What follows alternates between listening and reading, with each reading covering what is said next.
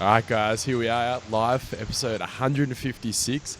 Today we've got our first ever French guest. I've heard him on many podcasts before, and English is better than mine, which actually isn't hard. Jerome, Simian, welcome to the show. Hey, how are you? Good. So yeah.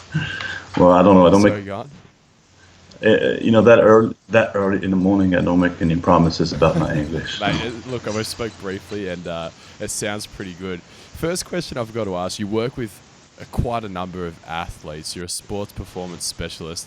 Coming from a swimming background, I was obviously a huge fan of Eamon Sullivan, and even more so French swimmer Alain Bernard. And I want to know, have you ever had the chance to work with him?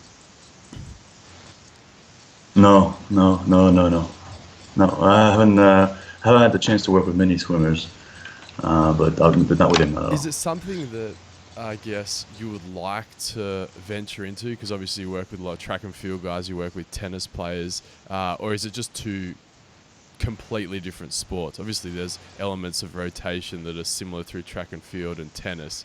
Is there anything that can transfer into swimming? Well, a human body is a human body. It functions the same whether it's on land or in water. The principles are all the same. It's just the context that's different. You have to take into account. So I've worked with some swimmers, mostly in rehab, like on a short-term mission where they came in because they couldn't swim anymore, and that was interesting. But all in all, it's I'm not going to say it's all the same. But sure, I would work with swimmers. French athletes across the board, I think, are quite good. Like obviously with the football team, the soccer team at the moment, they're super stacked. I was actually speaking with a French client only yesterday. He's from Marseille, and we were talking about Karim Benzema and Dimitri Payet, and they're not even in the national team. And the depth for football alone is unreal. Do you see that sort of transferring over to other sports like track and field, or do you think it's still such a football dominant country? I would say the latter. I don't think it spills over to any other sports. I don't know about the young ones now, if they play as much soccer and during recess as we used to do, but that would be the only spillover, is that everywhere there's a soccer ball and kids run after it and kick it around. So, but it's mainly it's very dominated by soccer. While we're briefly on the top, rugby has taken a strong hold. Because rugby is a lot more popular in the south of France, correct? Yeah.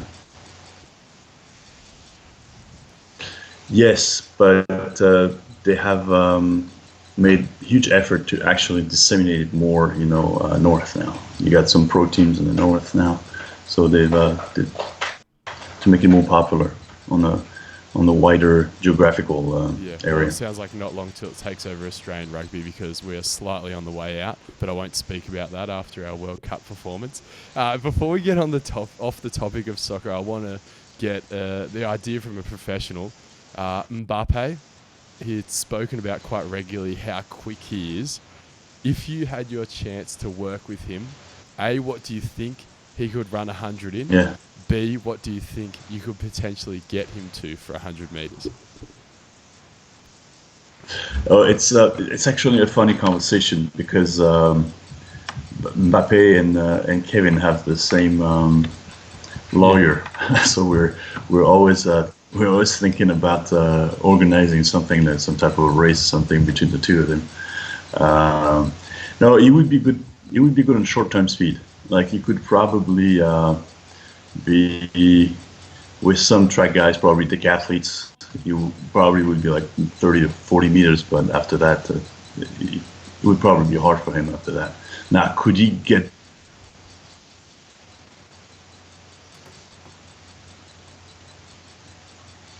Sorry, it just broke up briefly there. Can you hear me? Yeah. Oh, you got it? Yeah. Yeah, I can hear it now. I'm just thinking. You were just saying how he could be with quick over the first 30 to 40 meters and then moving forward. Sorry, we just had a bit of a technical difficulty. Yeah. That's okay. Um, and then, well, he could probably, if you train track, you'd probably be a fast runner. I have no idea, but he hasn't trained track, so 100 meters probably be hard for him. I don't think well, I don't know. We'll have to have fun to see. It's something I'd love to see. And in Australia years ago, when Usain Bolt came out, we got to race. It was like a code race for 100 metres. So we had our best rugby players, our best rugby league players, AFL players, and soccer players race. And I think someone could correct me here, but I believe it was a rugby union winger that ran like 11.2, which is pretty quick, I think. He was a big dude, like probably pushing like high 90 kilograms. And I think people forget that early on in development, if you have a fast kid, obviously it lends itself to being a good athlete, especially early on. The money is in like team sports over track and field. So my argument is for the people that don't say Mbappe is as fast as track sprinters, like, yeah, correct. But if given the chance and if he had the want, I think maybe guys like that could be, because they are exceptional athletes. Yeah. Oh no, they could be. They just need the training for it. But then, which shows how much the training plays a role, because there's a lot of, with all the tracking technology now, in the media, there's a lot of, I want to say, first curse word of the night, but a lot of bullshit about how fast these guys are and how they, in a comparison, because of technical, this is very technical in terms of the tracking and how long the time sample is, and then you can be very fast over a very short amount of time depending on how you sample it. So they want to compare these guys to track guys, but really they don't compare at all. One example is, for example, for the NFL, I think the best 40 in the NFL is 4.27 ever, or 4.26 or something like this, and Usain Bolt totally out of shape in a pair of jeans and sneakers, just ran it like it was nothing, Look, that's funny you say that, because I think on Monday's episode, my brother was saying he was watching a video, and I'll go back and listen to it and post it on our Instagram, where someone hand timed that themselves, and they reckon he ran closer to a 4.8. And I haven't watched it myself, but I'd be curious to go back and have a go at hand timing it. Because, look, regardless, Usain, I reckon, can still run low fours for that. But again, it goes back to the internet and what people pull from it to sort of push their agenda. But now I guess let's get into something we talk about with a lot of Australian and American strength conditioning coaches, is how they got into the field. And I guess what could be interesting, being that you're from Europe, from a completely different, I guess, environment to us when it comes to that work. Can you talk about where you studied, how you got into, I guess, your role as sports performance specialist, and what you're doing now, I guess, outline your role. All right. Well, it's not going to be that original, because at the age of 19, I left Europe and I went to the United States. And that's where I was confronted more with strength and conditioning. Back home, I was interested in it because I was playing rugby, and I kind of grew up late. So I figured, I had to work a little harder. And even though back home at the time in the 80s, you basically just played. Not many people were lifting weights. So one of the, if you want a funny quote, is one of the famous legendary prop from the Béziers team back in the days, when asked if he thought that weight training was a good thing. He said, yeah, well, weight training is good. He said that it makes your muscles grow. He said the problem is it doesn't make your balls grow. On a rugby pitch, it's balls that you need. Which is true. So that was more the mentality back then. But then, so I went to the U.S. and I played some of their football over there, and there I was exposed to strength and conditioning. So that made me significantly bigger and faster. So it kind of started to say, hey, there's something to this. I finished up my studies up in Canada, still playing. I was studying international business and management information system, but somehow I didn't want to wear a tie.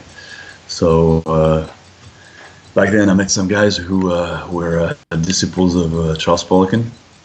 And I just started working with him.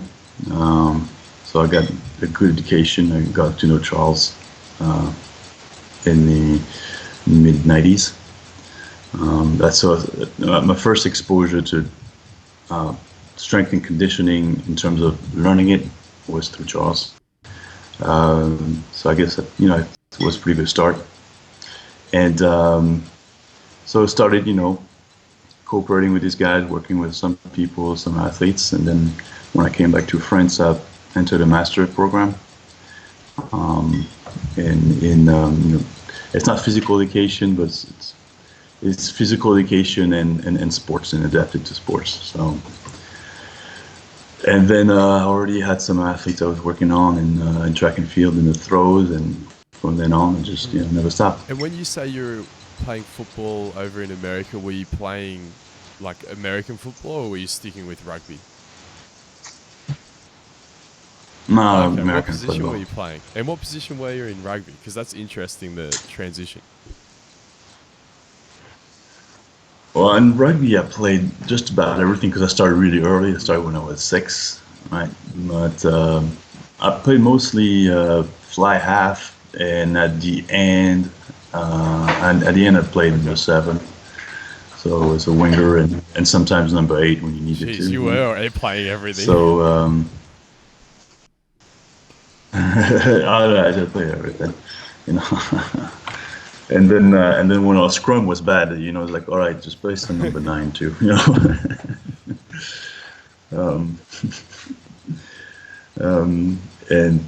I played American football. I played outside linebacker. We'll see, rush and. That's interesting because we've had 2 guys from rugby league go over and try and play, and they both got put in a running back. So Jared Hayne, I'm not sure if you follow rugby league. He's played for Australia. Has been one of our best players. Yeah, and he I know who he is. Played a few games pre-season. Was sort of on the bench, I guess, in the regular season. Did well.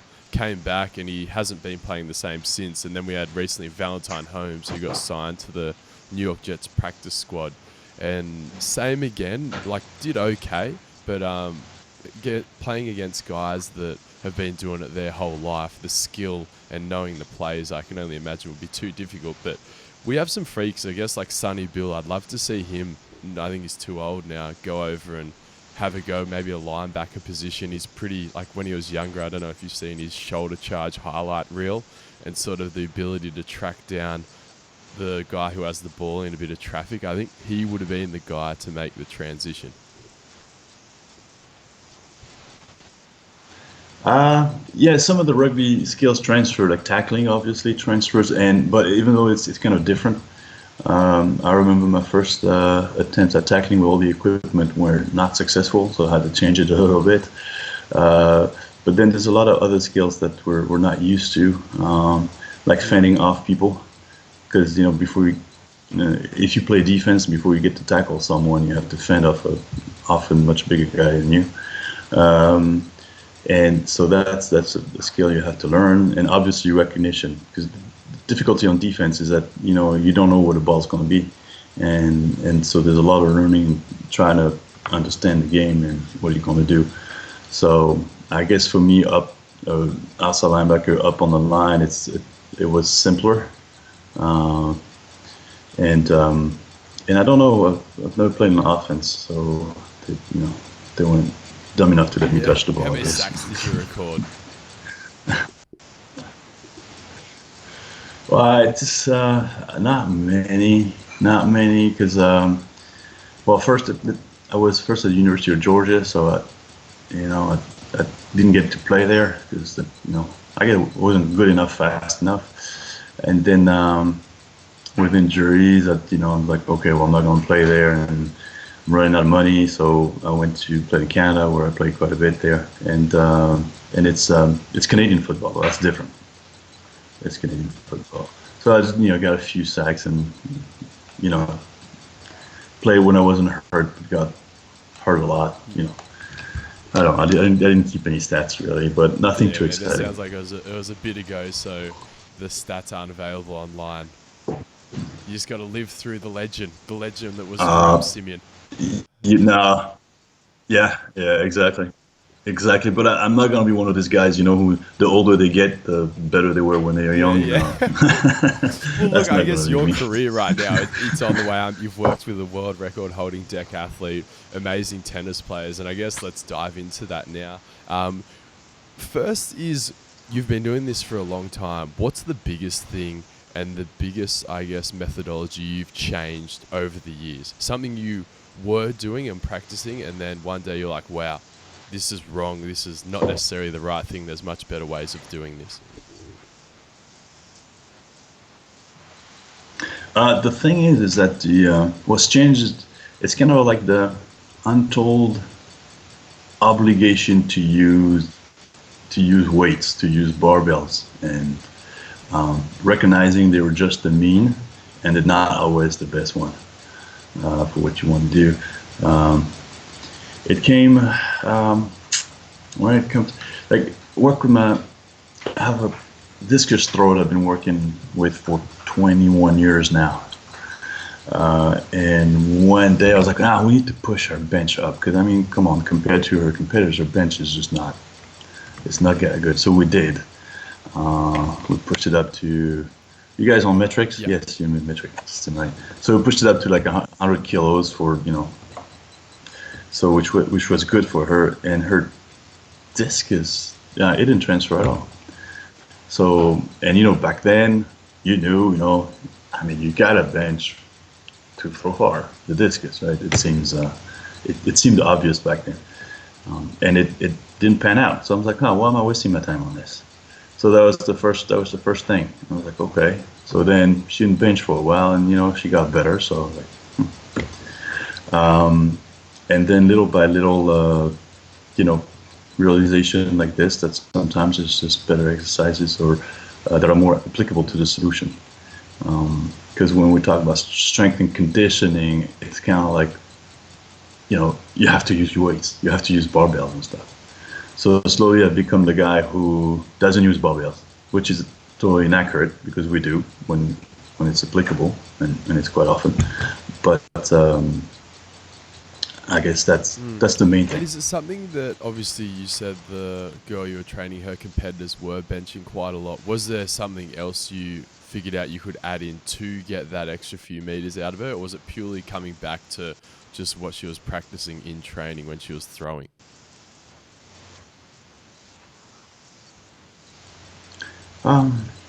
Well, it's kind of like benchmarking. You always look at what those who are good are doing a little bit. And it was also, well, I was coming from, the culture was like Charles, so it's Charles Poliquin, it's heavy, and his specialty is strength and weight. So, all that mixed with the culture, that's why you were doing it, right? That's why you were doing it. Until you ask yourself the question, really, does it really transfer? The other thing is, my position is a little different. As in this country, you're pretty well supported if you're a good athlete. So you have a whole system network of state employees, people paid by the government to support athletes. And I was not part of that. Entirely private. So the different perspective that I had is that I had to make people better right away, because they were paying for that, and they were not used to paying people. The willingness to pay someone for training is very low in France. It's changing, but back then it was absolutely next to nothing. So I had to make people quicker, better, quicker. Otherwise, they would not stick around.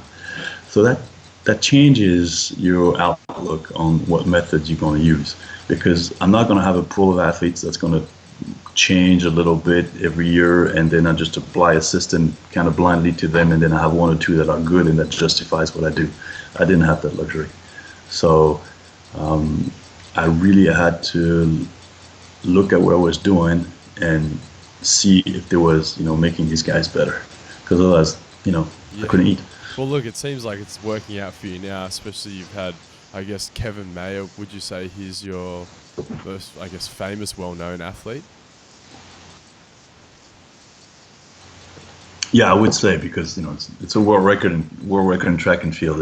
It comes by once in a lifetime. It's not something you expect to know many times in a career. So yes, I would say. Look, it was watching that day. I can't imagine what it would have been like being there. It seemed like a beautiful day in somewhere in France, much like the day we have here in Sydney.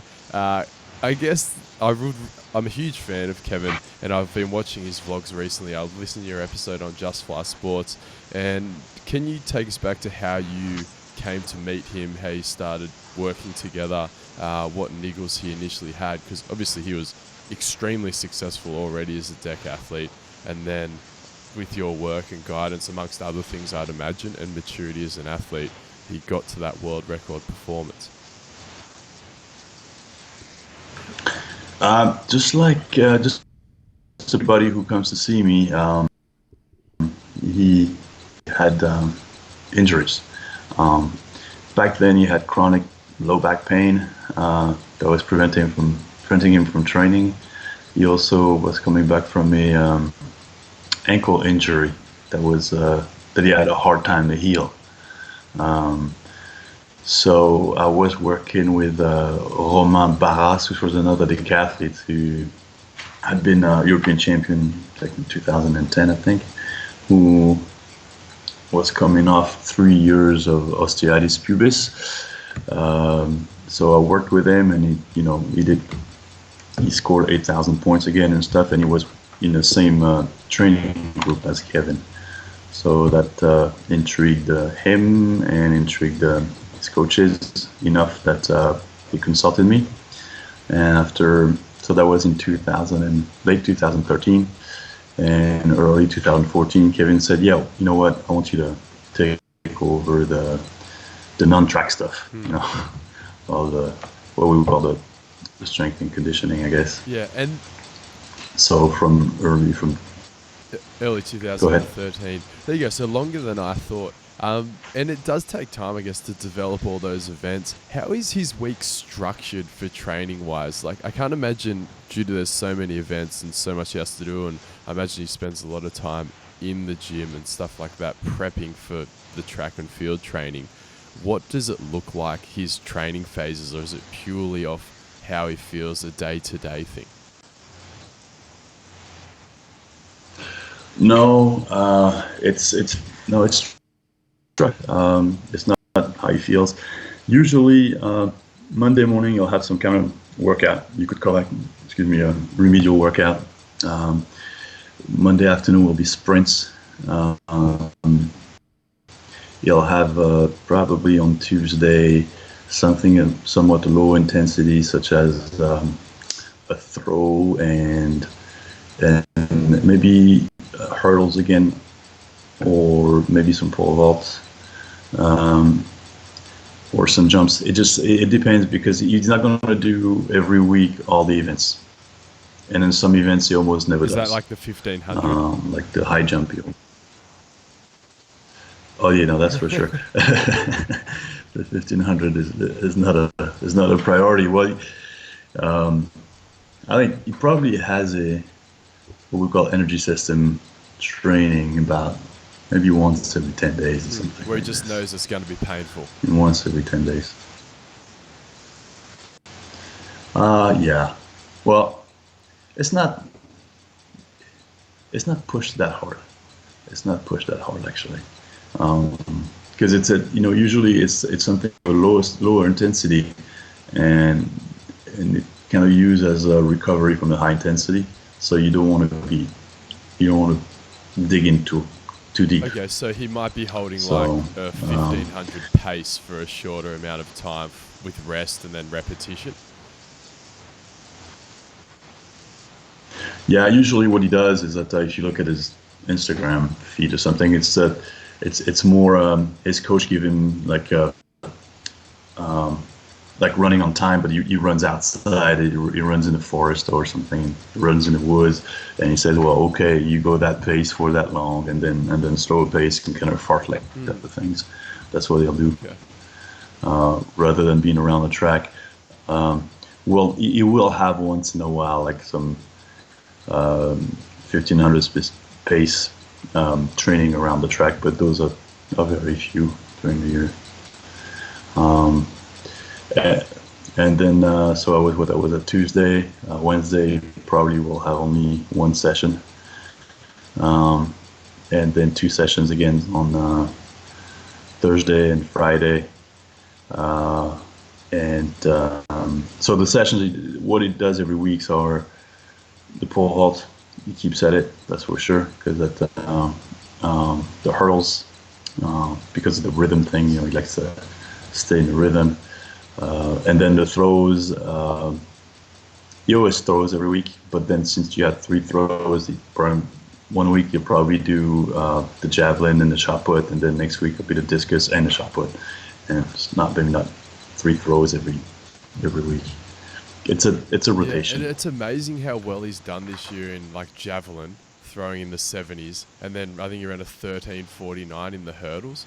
It's like lower level elite for both those events. It's just madness. Was that something he was really focusing on this year to get better at, or is it just happened and the opportunity arose?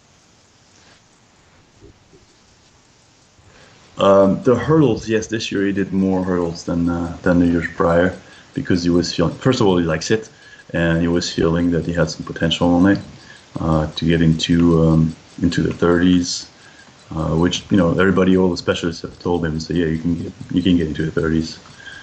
So he wanted to do that. It is also a lot of points. I mean, on the scoring table, when you start, if you do 13:20 something, then that's a lot of points. Okay. So it's a good area to focus. It's a good investment. Definitely. And I guess moving back to your role with Kevin, how often are you spending time with him, and are you sort of giving him programs to do on the road, and will that change up due to injuries, or are there certain exercises that obviously if you're injured you're not doing them? I guess basically run us through your role with him and certain injuries that he might have been exposed to this year. Yeah, it's a new thing for us. So what I do, well, I see him, is it regular? Well, I see him several times a month, that's for sure. I live in a city that's 2 hours away by train, by fast train, so I guess like 3 hours away from where he trains. And so he usually comes like maybe for a week at the beginning, so I do all the testing and I set him up and I sending off for the program, and then through video, and then I go down there at least twice a month on top. He often goes back up to Paris for some business, and so then he stops every time. So I see him quite often. So that allows us to tweak the programs the way we want it. As far as injuries, well, he started with some chronic injuries. He had problem with his knees, always had problem with his low back. Back then it was an ankle. We've been able to keep that at bay for most of these years. This year, obviously, we had a problem with you couldn't finish in Doha, mainly because of the Achilles tendon problem that flared up during the summer. We worked hard on it and got to Doha confident, because he didn't have any pain anymore, which showed with his 100 meter. He PB'd again. So we were fairly confident, but by the end of the first day, it didn't hold up before the 400. He just got up from the training table where he had been having a nap, quick nap, and it just was very painful. So that's hampered him a lot the next day on the hurdles. which he still run. He ran still not badly, but he couldn't really walk. But he ran the hurdles in 1387, which wasn't bad given the conditions.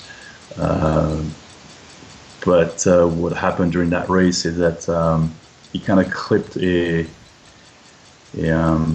hurdle, maybe the sixth hurdle, and at the reception hurt a hamstring. So that ultimately would prove to be his demise, because he couldn't run for the pole vault, so he had to stop. So that's the kind of, this year we haven't been able to keep the tendon bait. It's a new thing. We're not really sure where it comes from. We're looking at different things. For sure is that this year what was new with him is that if you look at his 100 meter, has been progressing over the years, but it's I wrote a little something on social media about this. But he's progressed over the years from 11:20 runner to 10:5, mainly by increasing his stride length. And it got to the point last year where if you calculated his stride length compared to his height, his ratio was better than Usain Bolt. And what do you put down to that? Is there like bounding drills you've been working on in the gym, like rate of force production, ground contact time? Or do you think it's just come from being more explosive and a better sprinter? Well, actually, sprinting, he doesn't specifically work really on the 100. He will do a lot of acceleration work, 30 meters and up to 60, but really working the 100 with all the different phases and building the speed endurance, he doesn't do that. So for us, if his 100 gets better at the beginning of the decathlon, it's like, okay, well, EPR is now 100. It's a sign that his efficiency has increased. Sign of two things. It means his body works better because he runs faster without really training it, and there's also that he's fresh. He's fresh enough. Okay, so that's the sign. So that's why I put it too. It's just better body mechanics. So no secret, unfortunately. Other you're gonna say the hurdles help him, and I was literally about ready to sign up a hurdle coach.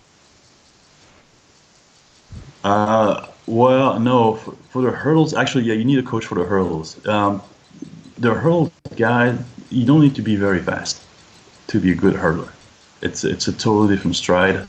You actually don't really sprint between the hurdles. So that's a lot of technical ability. So yeah, if you want to be good at the hurdle, you need a good hurdle coach. But there you go. That's interesting. He doesn't do much sprinting. Yeah, he's had so much success and personal best in that event. Jerome, you mentioned just before he had a hamstring issue. I'm assuming it's a hamstring tear, which is extremely common in track and field and a lot of field sports where you're exposing yourself to high speed. Can you touch on your sort of return to sport protocols for a hamstring tear? Okay, we haven't been. His is a little weird because it's a hamstring tear. It's due to a faulty landing, right? So faulty landing, it's probably the best thing that could happen compared to busting his knee, right? So the return, to me, I'm not a physio, I'm not medical personnel, so I always go back to the mechanics. I mean, if there's something in an injury, it's because of faulty mechanics at some point for whatever reason. Now, the panel reason can be very wide. I mean, you could have just, I don't know, have had a stomach bug that day, and that will alter your mechanics. It could be just also a strength imbalance. So that's what I want to look at. So the return once we're confident that there's no more pain, and then everything seems strong to me. It's something I got from Charlie Francis. It's progressive acceleration. So you start accelerating faster and faster over very short distances, and then you increase that distance little by little. And then once you hit your event or whatever you need for your event, then we know you're good. We know you're good. I've never had I had one re-injury over 20 years doing this because I guess he was a soccer player, and he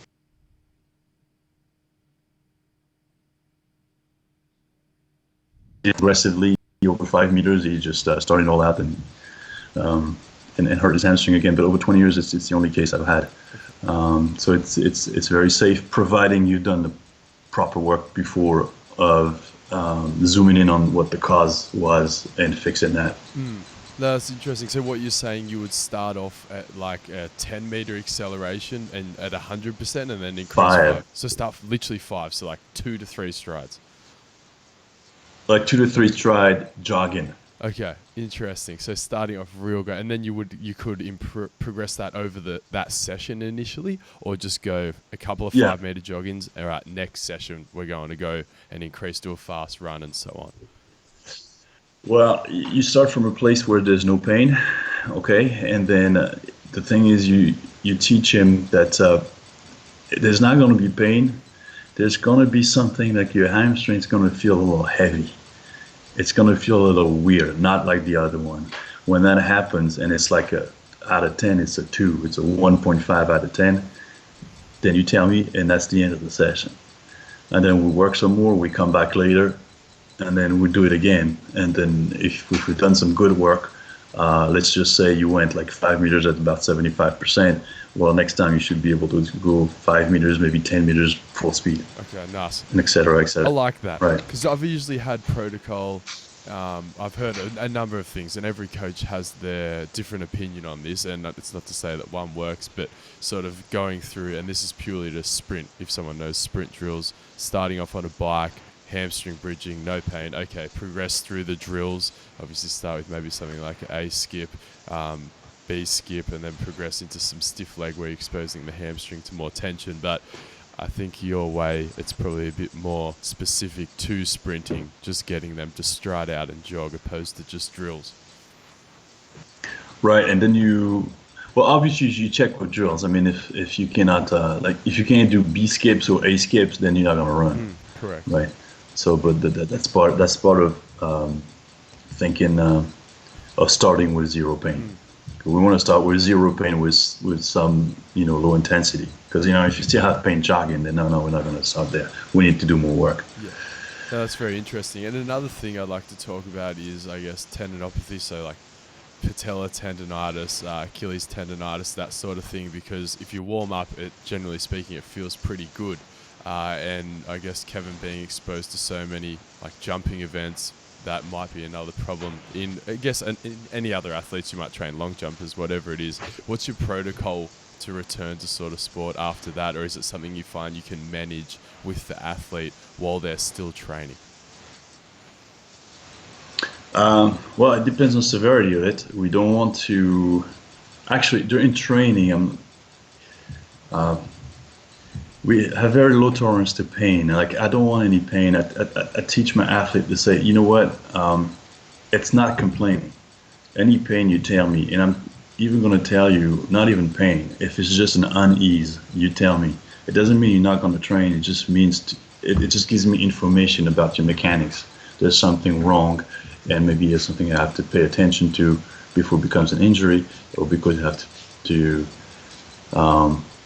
or it might also be your cap on the power you can express, because that's the thing about track and field as compared to like field sports. Track and field, you have to be 100%. If you're 98%, it's going to show up. Rugby, you can play banged up, and the players banged up at 70% are better than the guy who's sitting on the bench, so he's still playing, and that's fine. Track and field, you're going to get shown up. So and what happens is that we all have what I call compensation patterns, and those compensations, the way that are not exactly the way proper movements should be, well, they only can take you so far. They take you to a certain level of power, or at which, if you keep pushing it, you're either gonna have a ceiling to the power you can express, and we see that a lot, or you're gonna get hurt, depending on, so if you can force it, if you can't force it. So some people, they don't force it really. They don't have a nervous system that allows them to force it. So what happens is that just they don't get any better, and they wonder why. So you see a lot of the problem with youth athletics, kids that are really good at a early age, and then when they come to the senior ranks, well, they're not good anymore. They don't get any better, and they chase that performance they had at like 16 years old, and they chase it their whole career. And often it translates into injuries, a lot of injuries. And to me, the reason is because they've done things that attain a certain amount of power with a compensation, several compensation layers of compensation that could only take in so far, in terms of power. So that's where they're at. And if you clear that out, they access a new level of power. And over the career, often it's what it is like you clear one out, and then you clear one out, and then you have the little nagging injury, and I'm like, oh, okay, that's because of this and this, and you clear that out, and boom, the athlete gets better. And then the little other nagging pain that's not really an injury, and then you clear it, and boom, then they get better, and they get better, and they get better. So sometimes you there's one you don't see, and then you get an injury. So that means, oh, yes, not good enough work.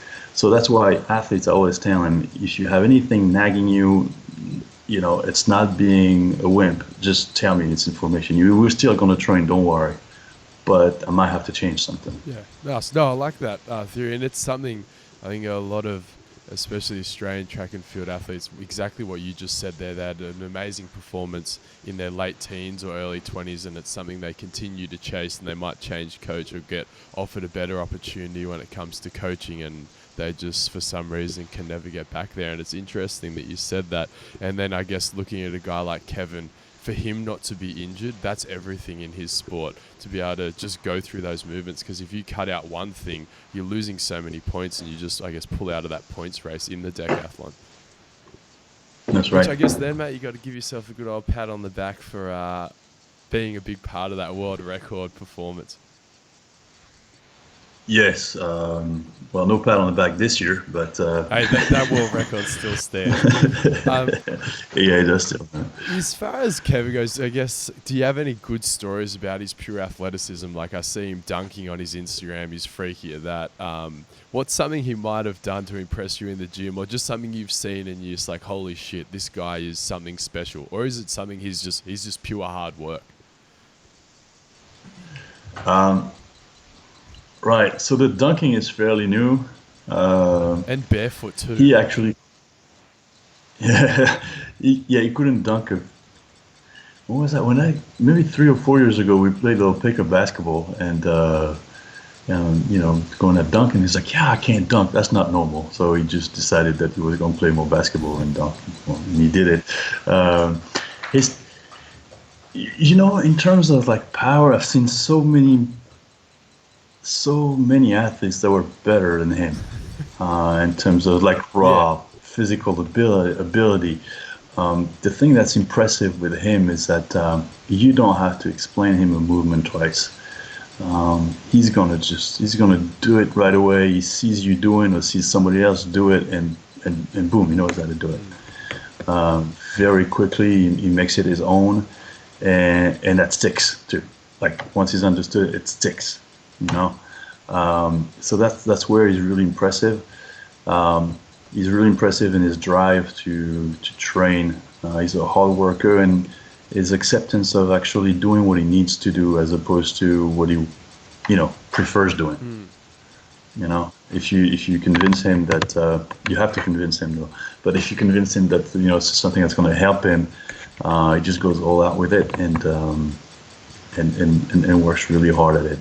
So there's nothing freaky about him at all. Like I see some other decathletes, the youth decathletes, that are just, I don't like the word gifted, but because I don't like that word. That don't really like the concept of talent, but that just run faster off the bat. Because Kevin, in 2014 he ran 11. In 2013 ran 11:20. In Moscow he ran 11:20 at the World Championship, and now he runs 10:5. From age 26 So you can't say he was like a fast kid at all. And that's the base decathlon quality. You got to be, powerful and fast, which, he wasn't. But he's very good at work. The most impressive thing is the way he acquires skills. That's definitely something he has.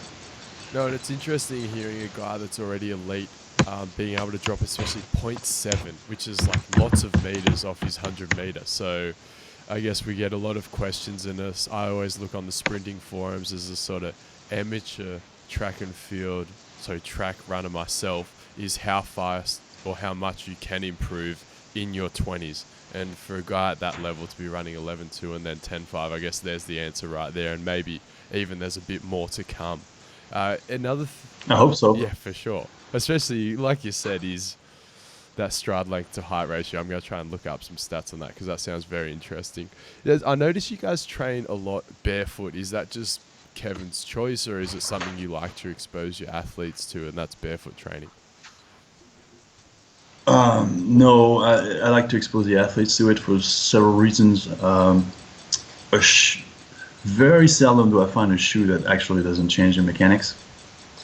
The other thing with track and field is that with very high forces, you want to make sure the foot is not the limiting factor. So we can train barefoot. I don't do it to everybody because not everybody can withstand it. Like some team sports are used to, softer surfaces, and so that's hard for them. But if I can transition them little by little, I will do it. But for track and field, I like them to either have minimalist shoes with absolutely no cushion, or barefoot as they can. Yes. Okay, that's interesting. And when you say you won't get guys on like soft field sports to do it, and it's something you're just not too worried about transitioning them into do it, or you want to ideally get everyone to be training barefoot no matter what? Ideally, everyone. Okay. Ideally, everyone. No, it's something interesting. I've had a lot of sort of pain in the knuckle of my big toe and training barefoot. Obviously, we've had David Gray on the show, and I'm a big fan of Joel's podcast, Just Fly Sports, like Bar Running. All those guys are big advocates of barefoot running, so it's something I gave a go, and sure enough, I found initially it was a bit strange. I got a lot better. My toe got a lot better, so I'd sort of warm up barefoot, then get into my spikes. But now I'm finding that whether or not it has something to do to running barefoot, I'm getting a bit of tendinopathy through my, I'm going to butcher this, it's like my hallucis longus flexor, runs from the big toe up into the Achilles. Whether or not that's a load thing for me, I have a feeling it might be something just exposing myself too quickly to the barefoot running and barefoot training, because now I've started doing it in the gym as well. Not yet, I'm still in lifting shoes when I'm doing like my Olympic lifting, but it's definitely something like anything you can't adapt to your training straight away. It might be. I mean, the thing is, if you don't have any cushion, it's higher forces. So you expose yourself to higher forces with the same exercise you used to do. So it's kind of like putting more weight on the bar. Very quickly. So you have to be careful with it. I mean, if you were born and raised running barefoot, then you'll be fine. But if you've been wearing sneakers for 20 years or 20 years plus, then you have to be very careful and have a very systematic approach of strengthening the feet and the lower leg. Yeah. So it's something I'd like to get your opinion on, because growing up I did Ironman, so the sport is a lot of soft sand running, ocean swimming, board paddling. So yes, I was barefoot a lot, but on sand, so I guess it's an unstable surface compared to a grassy field or a track. What are some exercises you might recommend to guys who are making the transition to barefoot training?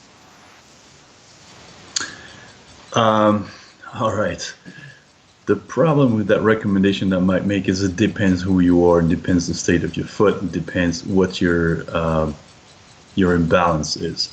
Because should I rip off my shoe and show you my feet? That's not gonna be over Skype. It's gonna be difficult. The thing is, It depends. Like for example, I'll take the example of Kevin's ankle at the beginning. So he had an imbalance between the muscles that dorsiflex the foot and the ones that plantarflex the foot in one way, and also an imbalance between the ones that evert and evert it. Eversion. Orient the base of the foot outside or inside. So we had to take care of that imbalance. Once you took care of that imbalance, the foot got stronger and the ankle got better and got more range and everything. So that's the thing you have to assess. You have to assess what's keeping your foot from being strong. And it's because you might say, well, okay, what we're going to do is that my foot needs to be strong, so I'm going to start barefoot and do a lot of maybe, I don't know, plyos or get up on my calves and stuff. And that might not be the problem. You might run into some problem where I've done a lot of this, I don't understand, and I have Achilles pain now. Because in that case, maybe it's the dorsiflexion that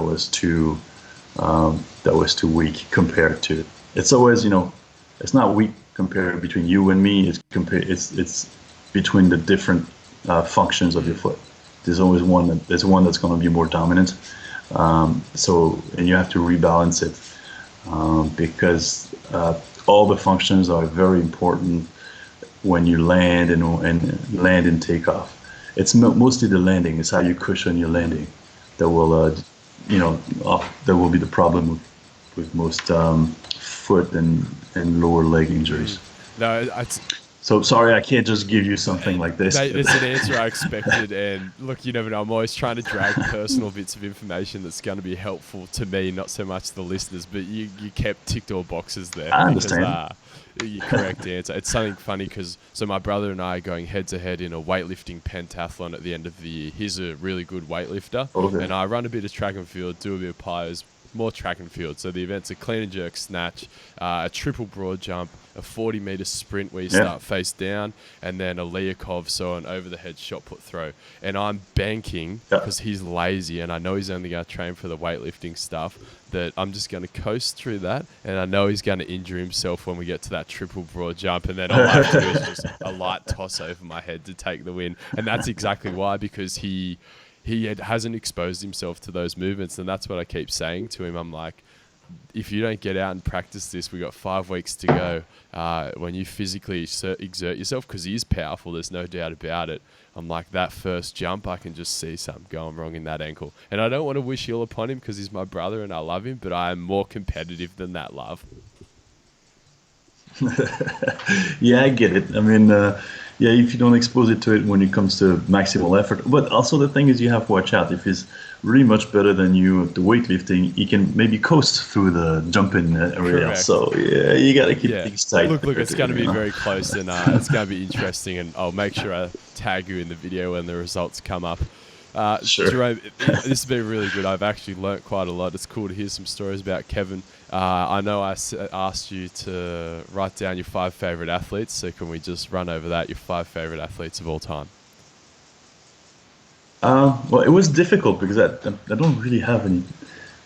I don't have a fan mentality really, but I grew up playing rugby, and I'm gonna bring back some memories that might be difficult for Australia, I guess. But like, my favorite, one of the best, rugby emotions I had was that 1987 semifinal in the World Cup where Serge Blanco just scored that try on the absolute last minute to get the right to go into the final and get beat by New Zealand. But that's a common story for both of us. Yeah. It's just these guys of that era, Serge Blanco, and it's like another guys like Philippe Sella was good. They were one of my childhood heroes. Now, there's someone you should mention. Like, I stopped watching NBA after Michael Jordan retired. Like, it was absolutely phenomenal to watch. I don't watch basketball anymore, but that I guess he would rank up there as far as American sports go.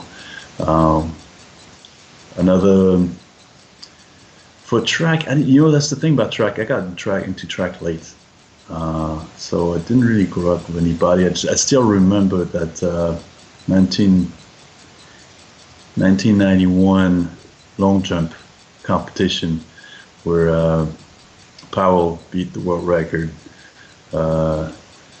to just right after Carl Lewis just jumped a massive 890 or something, and she jumped 895 being right behind us. That's crazy. I remember being in my, oh, it's crazy. Yeah, I remember watching that live, being in the living room and just jumping all around. I was like, whoa, what was this, For me, my yeah, so top it's Olympic more experience, I think, was the 400 Van Niekerk from lane 8 in 2016.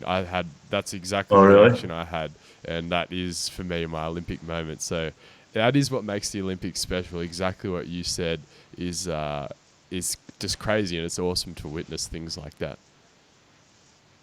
Yeah, it's awesome. I was in Berlin in the stadium. That would make it even better. In 2009, I would 958 and the 200. I saw both of them live. It was something special. Yeah, definitely something special. All those moments. Mate, I'm going to hit you with one more of our scripted questions, just because I don't want to keep you for too long. Sure. So this is something we ask all the guys we have on our show, guys and girls. And I've chosen this one because there's a few French rappers out there. I don't particularly know who they are, but I have listened to them. And anyway, I'm going to hit you with the question. It'll make more sense. So, Jerome, who is a rap artist you would have rap about you? Who would it be, and what would they say? Wow. They don't have to be French. That's they don't funny. have to be French. Oh, it doesn't have to be French. Well, French rap I don't listen to. Doesn't make any sense to me. It doesn't make sense to me, except. Well, it did. It did make sense. The early ones, like in the late '80s and '90s, there was some really good French rap, and then I guess I'm an old fart, so that's why I say it's all gone down the drain now. That's fine. You can be one of those guys if you want. And then educate the listeners. Yeah, educate the listeners. Yes, they call me old school, right? And then when I went to the US, early '90s, I was exposed to the early Dr. Dre and obviously Snoop Dogg and Ice Cube and all that stuff. Definitely Tupac too. What would they say about me? I have no idea. Mate, it's got to be that they've in French. You've influence some of the greatest French athletes of the modern era. Yeah, but yeah, you know what the thing is about it, that when I sit back and think about these guys, is that I'm super lucky. I have like a group of guys and girls, and I don't have like what people comment about when they come and see it, and it's like, hey, you don't have one jerk in that bunch. I like that. I don't have one asshole, and it's true. They're all great, and maybe because it's I don't tolerate assholes, but so the thing is, it comes to the human relationships that we have, and it just happens to be in that context, and you try to help them with one area of your expertise, and you get some now, because I'm getting older, and you get some young people, and what I say, I'll leave you with this, or maybe the rapper could say this, is that actually what's important is not the medal. You don't care about the medal. What's important is to become the person that can win the medal. That's very philosophical. But that's what it is. It's a process of change. Now, the thing is, the only way to really know that you've become that person is actually to win the medal. That's true.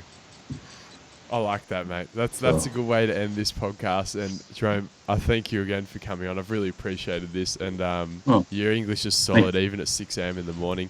Before we get you out of here, just give the listeners a shout out. So your Instagram, anywhere they can find stuff you're putting out, all that sort of thing. Anything you want to plug?